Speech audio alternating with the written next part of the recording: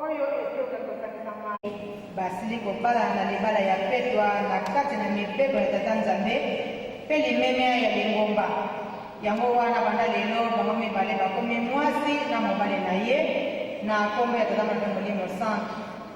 Nkolo Yesu aloba ete oyo esoka kosakisama na nzambe moto te akoki kokabola yango. Amonisa bino elongi na ye mpe apesa bino mapamboli. Tika Yawe abongola elongi na ye epai na bino apesa bino kimia tobondela. Nzambe mosalisi mpe mobokoli na bato, yo ozali nzambe na nguya mpe nzambe na kondima.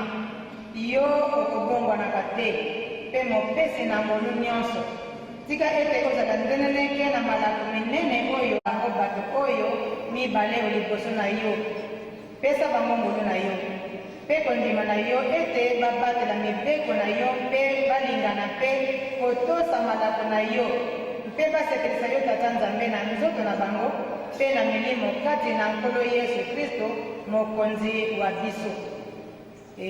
Tata nzambe ya Kongo